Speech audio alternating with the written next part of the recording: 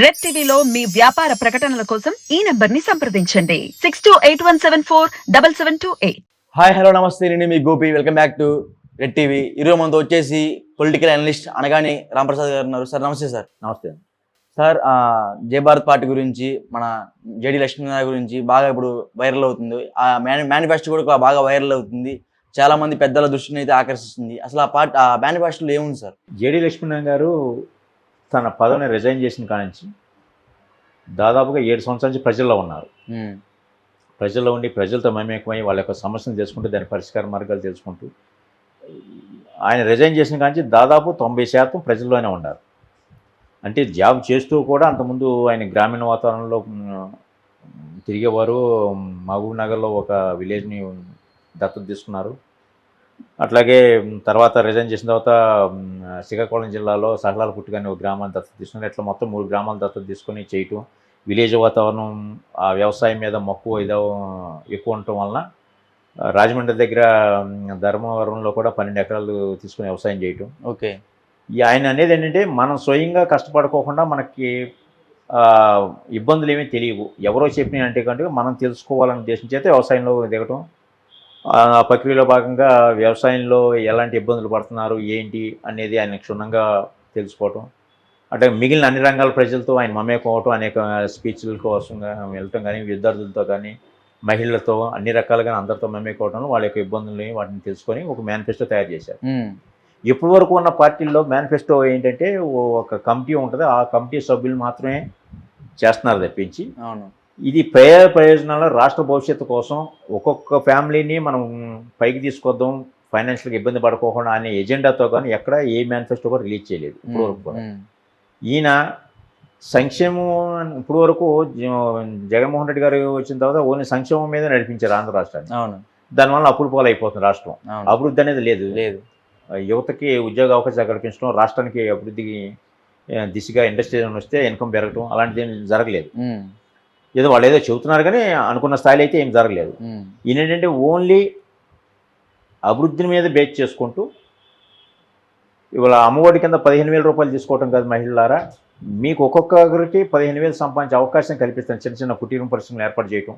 Okay. ఎందుకంటే ఆయన దత్తత తీసుకున్నటువంటి సహలాలపుట్ట గ్రామంలో మహిళలందరికీ చిన్న చిన్న కుటుంబ పరిశ్రమలు ఏర్పాటు చేసి వాళ్ళుగా వాళ్ళ కాళ్ళ మీద వాళ్ళు నిలబడే విధంగా స్వశక్తిగా సంపాదించుకునే విధంగా ఆయన ఏర్పాటు చేశారు. కాబట్టి సో దాన్ని బేస్ చేసుకుని ఆంధ్ర రాష్ట్రంలో చిన్న చిన్న కుటీర పరిశ్రమలు ఏర్పాటు చేయడం విలేజెస్కి. అట్లాగే యువతను కూడా నేను చదువు అయిపోయిన తర్వాత ప్రభుత్వం దగ్గరికి వెళ్ళి ఉద్యోగాల కోసం ఎదురు చూడటం, లేకపోతే ఆ నోటిఫికేషన్ ఈ నోటిఫికేషన్ అని ఎదురు చూడటం కాదు, నాకు నేను స్వయంగా నేను బతకగలను, నేను 10 మందిని బతికించగలను విద్య ధీటుగా ఇండస్ట్రీస్ని ఆఫర్ చేసే విధంగా యువతకి, అట్లాగే వృద్ధులకి, విద్యార్థులకి, మన ప్రెగ్నెన్సీతో ఉన్న వాళ్ళకి బస్సు సౌకర్యం ఫ్రీగా కల్పించే విధంగా, ఒక్కొక్క ఇంటికి సోలార్ ప్యానెల్ ఫ్రీ, కరెంట్ ఛార్జీలు ఇప్పుడు రేట్లు పెరిగిపోతున్నాయి కాబట్టి అవునవును ఉన్న కరెంట్ ఛార్జీలని స్లాబ్ సిస్టమ్ కింద రేట్లు తగ్గించడం, పెట్రోల్ డీజిల్ రేట్ల మీద రాష్ట్ర పన్నుని తగ్గించే చేయటం, ఒక్కొక్క నియోజకవర్గానికి 100 కోట్ల రూపాయలు ఇవ్వటం ప్రతి సంవత్సరం, ఒక్కొక్క గ్రామానికి 1 కోటి రూపాయలు ఇవ్వటం. ఓకే. ప్రతి సంవత్సరానికి గ్రామాభివృద్ధి కోసం. ఇది గ్రామాభివృద్ధి కోసం సర్పంచ్ ఎదుకోవడం, లేకపోతే నియోజకవర్గ అభివృద్ధి అంటే ఎమ్మెల్యేకి ఇవ్వటం కాదు. ఆ ఇచ్చిన అమౌంట్ ప్రతిదీ కూడా స్క్రూటినింగ్ చేసే బాధ్యత మన ప్రజలదే. ఓకే. ఇది ప్రజా పరిపాలన కాదు ఆయన అందించాలనుకునేది, రాష్ట్ర పరిపాలన కాదు ఇది కాదు, ప్రజా పరిపాలన అందించాలని ఉద్దేశించేతే ఆయన ఈ రకంగా ప్రజలను స్క్రూటినింగ్ చేసే విధంగా. సపోజ్ ఒక రోడ్డు కాంట్రాక్ట్ ఇచ్చామనుకోండి, ఒక 30 ఫీట్లు రోడ్డు వేయాలి, 30 ఫీట్లు వేస్తున్నాడా లేదా, 2 అంగుళాల మందం అని వాడు కోర్టులో వచ్చాడు, ఆ 2 అంగుళాల మందం వేస్తున్నాడు లేదా, ఇట్లా మొత్తం స్క్రూటినింగ్ అంతా ప్రజల చేతే. ప్రజల నుంచి కూడా ఒక కమిటీ ఉంటుంది. ఓకే. ఇటు ప్రభుత్వం తరపు నుంచి ఏ కమిటీ అయితే వర్క్ చేస్తో ప్రజల నుంచి కూడా ఒక కమిటీ ఉంటుంది అనమాట. అట్లా పోటీ పెడితే కానీ వీళ్ళు ఎప్పుడైనా సరే కాంపిటేటివ్ ఉంటేనే కానీ క్వాలిటీ ఎప్పుడు అవుట్పుట్ బయటికి రాదు. అట్లాగే ప్రజల్లో ఎప్పుడైతే కమిటీలు ప్రశ్నిస్తూ ఉంటాయో వీళ్ళు కూడా ప్రభుత్వం తరపు నుంచి కూడా కరెక్ట్గా పనిచేస్తారో, అవినీతికి తావులేకపోకుండా. ఒక ఫ్యామిలీలో ముఖ్యమైన వ్యక్తి చనిపోతే యాక్సిడెంట్ కానీ కానీ ఆ ఫ్యామిలీ మొత్తం రోడ్డును పడిపోతుంది. అవును. అందుకని ఒక్కొక్కరికి 10 లక్షల రూపాయల చొప్పున ఇన్సూరెన్స్, అది ప్రభుత్వం బేర్ చేసే విధంగా బీమా పథకం. ఇట్లా ఒక అంశం కాదు, విద్య, వైద్యం అన్ని రంగాల్లోనూ చేసుకుంటే ఇది ఒక చర్చాంశనీయం అయింది. ఇప్పుడు ఇంతవరకు ఏ పార్టీ కూడా చేయలేదు. అలాంటిది ఈ జేడి లక్ష్మీనారాయణ గారు రిలీజ్ చేసిన ఈ మేనిఫెస్టో ఏదైతే ఉందో ఈ మేనిఫెస్టో అది మీకు 2 పేజీలలా కనిపించవచ్చు, కానీ అది 7 సంవత్సరాల ఆయన ప్రజల్లో తిరిగి ప్రజలతో మమేకమయ్యి అన్ని అంశాలను క్రోడీకరించి తీసుకొచ్చినటువంటి అవుట్పుట్ అనమాట. ఓకే, ఇది ప్రజా మేనిఫెస్టో. ఎవరైనా సరే పార్టీ మేనిఫెస్టో అంటారు జనరల్గా, మా పార్టీ మేనిఫెస్టో అంటే ఇది పార్టీ మేనిఫెస్టో కాదు, ముమ్మాటికి ప్రజల నుంచి సేకరించినటువంటి ప్రజల చేత ఆమోదించబడినటువంటి మేనిఫెస్టో. ఇది రిలీజ్ చేసేటప్పుడు కూడా ఒక రైతు సమక్షంలో, ఒక వికలాంగుడి సమక్షంలో, ఒక కార్మికుడి సమక్షంలో, ఒక ఆటో కూలి, ఒక రైతువారి కూలి, వీళ్ళందరి సమక్షంలో రిలీజ్ చేశారు తప్పించి, ఇది వాళ్ళందరి సహకారంతోనే వాళ్ళ చేతే రిలీజ్ చేయించారు తప్పించి ఎక్కడో ఏసీ గదుల్లో ప్రెస్ మీట్లు పెట్టి చేసింది కాదు అది. ఓకే, అంటే ఇప్పుడు జగన్ గారి పథకాలకు ధీటుగా ఉంటుందా సార్ ఇవన్నీ? అది సంక్షేమం ఒకటే ధీటుగా ఉండటం కాదు, ఇప్పుడున్న పరిస్థితుల్లో జగన్ గారికి మేనిఫెస్టో రిలీజ్ చేయలేదు. పొత్తులో భాగంగా రాష్ట్రం నాశనం అయిపోతుంది, మేము ప్రజా పరిపాలన అందిస్తాం, రాష్ట్ర భవిష్యత్తు కోసం ఇస్తాం అంటున్నారు.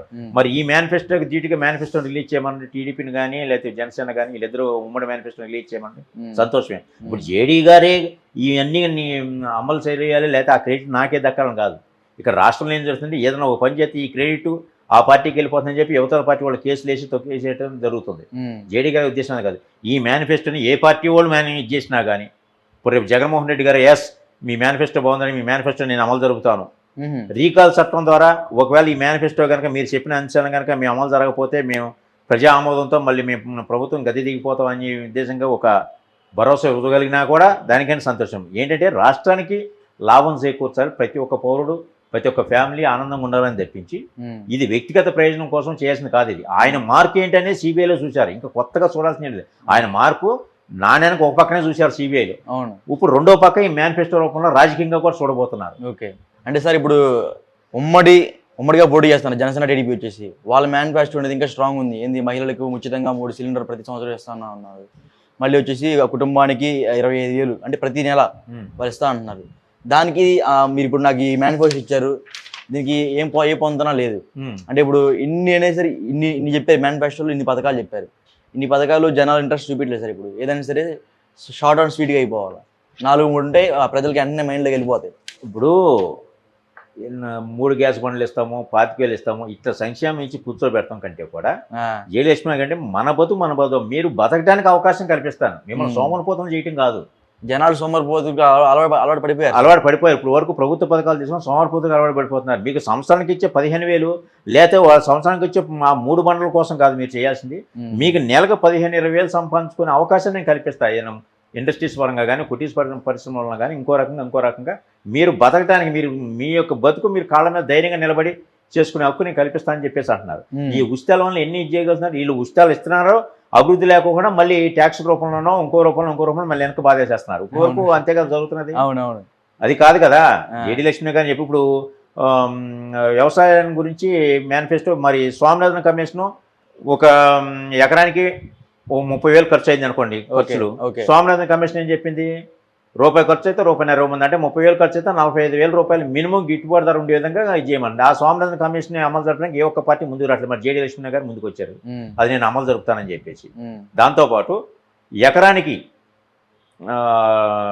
కాదు మామూలుగా రైతుకి 10,000 రూపాయలు చేయూత కింద, వ్యవసాయ కూలీల ఖర్చుకు 5,000 చొప్పున ఇస్తాం. మళ్ళీ సెంట్రల్ గవర్నమెంట్ ఇచ్చేదో కాదు 6,000, మొత్తం దాదాపుగా 21,000 రైతులకు ఇచ్చే విధంగా మేము ఏవైతే చెబుతున్నారో జేడీ లక్ష్మణ గారు ఏవైతే చెబుతున్నారో ఇవన్నీ కూడా ఈ గణాంకాలతో సహా చర్చకి సిద్ధం. ఏ పార్టీ వాళ్ళన్నా సరే మీ మీడియా సాక్షిగా చర్చకి సిద్ధం. జేడీ గారు అనుమతిస్తే నేనైనా వస్తాను, గణాంకాలతో సహా ఏది ఎట్లా సాధ్యం అనేది, అప్పులైన ఆంధ్రప్రదేశ్ని ఎలా సృష్టించాలి, ఎలా ముందు తీసుకెళ్ళాలి, ఈ పథకాలను ఎలా అమలు జరపాలి, ఇన్కమ్ ఎలా వస్తుంది, ఇన్సూరెన్స్ ఎలా, మరి ఈ రైతులకు ఎలా ఇవ్వాలి ఏంటి అని ప్రతి ఒక్కదానికి గణాంకాలతో సహా A to Z అనేక అంశాలని అన్ని తరగతుల వారికి అన్ని అంశాల వారికి చెందే విధంగా అన్ని రకాలుగా న్యాయం జరిగే విధంగా మేనిఫెస్టో ఉంది తప్పించి వీళ్ళకి మేలు 3 సిలిండర్లోనో లేకపోతే ఒక 20,000 ఇచ్చేసేయడం, వాళ్ళు ఆ పార్టీ వాళ్ళు ఒకరికి ఇస్తా ఉంటే మేము ముగ్గురికి ఇస్తా ఉంటాం, అది కాదు కావాల్సింది.